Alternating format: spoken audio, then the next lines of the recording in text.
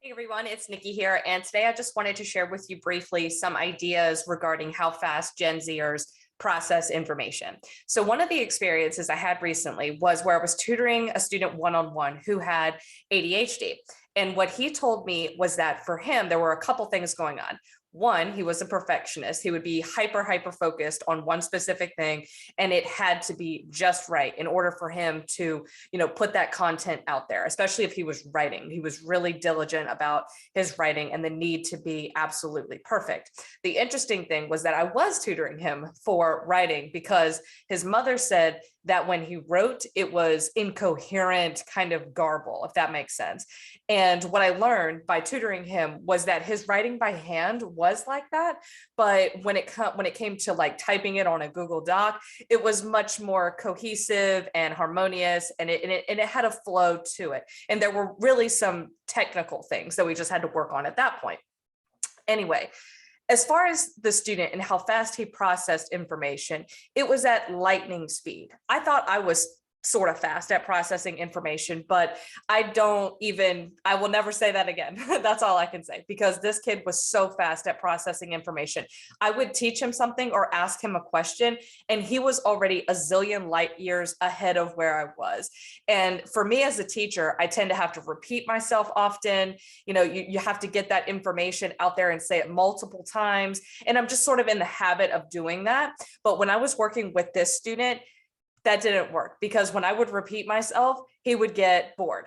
So the writing assignment that we were working on, and I hope that this works for you as well, some of these tips and insights and things like that, is one of the things that we were working on. The topic was, what is your state of mind at this moment? What is your state of mind? So it was more like a journal entry, if that makes sense. So I had the student write, and I told him specifically, I said, I do not want you to write with any sense of organization in mind. I want it to be sort of a brain dump, because then what we can do is we can go back and edit it to make it flow. And that's going to teach you a lot going through that process, right? And Zers, just one insight, is that Zers don't particularly like to go through the process. They like to go from A to Z and skip all the process, right? They like to just get to the end goal. And I think someone said a long time ago, if Zers were running a race, they would skip all the hurdles and just go straight to the finish line. So that is so true. But I think that going through the process, regardless of what subject area we teach, going through the process is really important, because it helps the Zer internalize why what they're learning is important. Okay, and they need that, because if we just explain to them why we think it's important, that's not going to resonate. It's going to be surface level. We want them to understand it on a much deeper level so that they can apply it to their actual lives, so that the content has relevance, in other words. So anyway, so the topic was, what is your current state of mind? I told him to do a brain dump, and then I also wrote a response to that journal entry as well.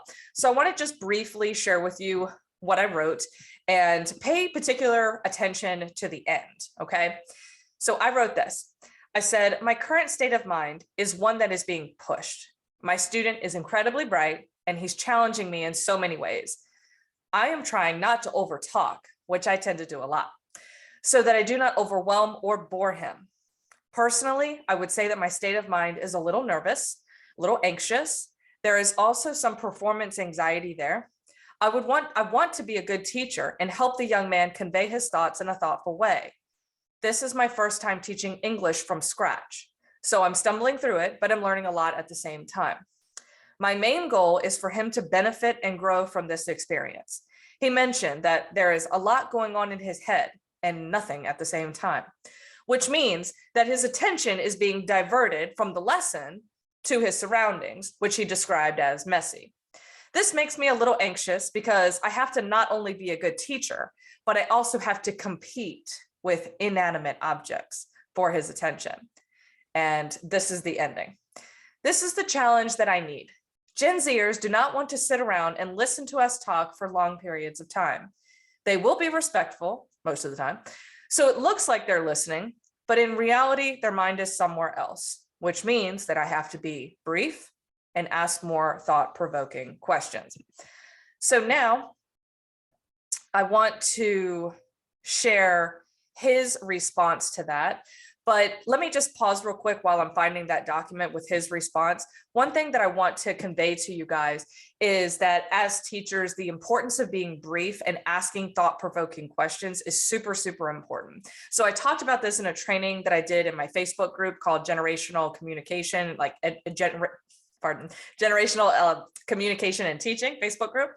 And what we talked about in that lesson is that there are some core pillars that we want to bring into our classrooms with Gen Z.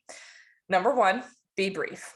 Number two is ask leading questions. Ask leading questions. So for example, in this writing course that I'm conducting with this one student, these tutoring sessions, one of the things that I did to help teach him some of the technical aspects of writing was I had him copy a writing sample from someone else that was quite good. And we discussed it at length. We talked about the tonality. We talked about whether the person spoke this or whether they wrote it, and how do we know? Because it was a quote. So do we know if it was a quote that was written or a quote that was just said and then transcribed into written form? We talked about the keywords. We talked about the technical aspects like the grammar, the ellipses, the dashes, and things like that that were in that quote, the grammatical aspect of things. And we discussed that at length. And what was cool about this was when I applied the concept of being brief and being more thoughtful about the way that I asked questions by asking leading questions, it helped him to stay more engaged. And again, this was a student who I had to work really hard to maintain his attention. Okay. So I would ask him questions. So for example, in the quote, there was an ellipses and the ...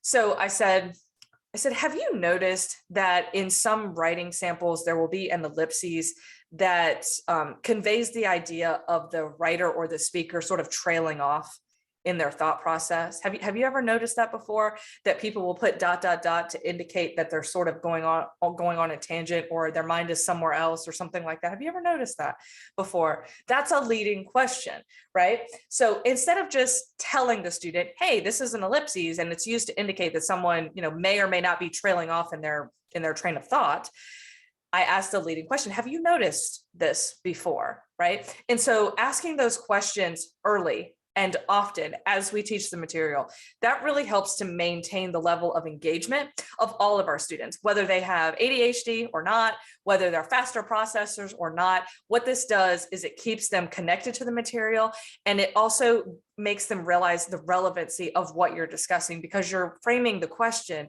in a way that makes them see how applicable it is to real life. Like, have you ever noticed this in real life? Have you ever seen this before? Is this something, because I have you noticed this too, that this sort of happens in writing, or, in some of the books that you may have read recently for your English class, have you noticed this, right? So those types of leading questions, and there's plenty more. So, just do a quick Google search on like types of leading questions and things like that, that will help you to ask those types of questions. But I think that was really the key that turned the lesson around for me, because as you remember from the little excerpt that I read that I wrote, my state of mind at the beginning of the session was anxious, nervous. I'm like, how am I going to keep up with this kid? He's processing information at lightning speed, and I can't even like formulate my thoughts fast enough to keep up with him because he's already on to the next thing. You know what I'm saying? So that was my state of mind at the beginning. But then when I started to kind of slow down, oh yes, that was the other insight, was slow down. Slow your thoughts down. It doesn't mean that you have to slow down in the lesson. You can still move at a fast pace if that's what your student, or if that's what your class needs. More often than not, it's usually slowing down that's better anyway. But when you can slow not just the lesson down, but slow your thoughts down and be intentional about the words that you're choosing, that you think will have the biggest impact, the most powerful impact in the moment. When you do that, and you're choosing these words that resonate with Gen Z, you're going to start to see looks of engagement, looks of enlightenment in your class, because you're going to see, oh, that buzzword right there, that got their attention. That student that was looking at his phone in my class, oh, he looked up when I said this. Take note of those things and really just slow down your thought process so that you can observe the happenings around you in your classroom, but also slow down your thoughts so that you can process and communicate the language that you want to convey to them, the content that you want to convey to them in the most purposeful, brief, economic, and powerful way, right? We don't have to go on these long tangents, which is typically what I do, right? Which is, maybe why I'm making this video. But anyway, I try not to do that with Gen Zers too much, because they don't process it the same way that I process a lecture. It's very, very different. Their attention span is, it's a lot shorter. There's a multitude of things going on in their lives at that point in time. So they're just not processing it. Another reason why they might not be processing sort of a long, convoluted, complex lecture is partially, and this is just blunt honesty here, is that a lot of them just don't have the vocabulary. They just don't have the vocabulary to understand what you're even saying. And so, like, I was teaching a traditional English class the other day. It was a full class, not like a one-on-one, like full brick and mortar classroom, traditional class, everything. And I did the exact same lesson that I did with that one-on-one student as with this class of, 18 kids or so. And I remember looking at the quote and talking to the students about, their interpretation of what this particular quote was saying. And right in the beginning, there was a student, and he's very bright. I think this the student that I'm talking about actually wants to be a lawyer. But the challenge that he had, even though I didn't feel that this quote was particularly complex, when I asked the students how they interpret this quote, without any context, what do you think this even means? That one of the students said to me, "It's too complex. I don't even know what it's saying." Right? So that's part of the reason for simplifying your thoughts. Now, of course, use the advanced materials. Like, I stuck with that quote that seemed very complex to that student. Use those advanced materials. But what you have to do is you have to slow down your thought process and really break things down. And sometimes that requires that we, ask more questions, ask specifically leading questions, like, have you noticed this, right? Ask those leading questions, slow down, use simplified language when we talk. And then also, if need be, in some cases, you do have to do this. I've experienced this as well. Sometimes you do have to look at the key words in the text and define them and talk about what they actually mean, okay? Because if you don't, then the students won't be able to process what you're teaching them. And ultimately what they'll do is they'll play it safe. And just when they do turn in an assignment, or they do sort of discuss, if you have a discussion in your class, what they'll do is they'll try to just sort of play it safe, and they'll say whatever it is that you think, that whatever it is that they think that you want to hear, you know what I mean? But without really knowing anything. So that's typically how that will play out. So I just wanted to convey those insights to you. Number one, slow down. Number two, be brief. And number three, ask leading questions. And when you do that throughout the course of your lectures and your seminars and all these great things that you're doing, then you will captivate the minds of the Zer, because they will all of a sudden they will gain clarity about what you're teaching. They will be interested because what you're saying is stimulating to them.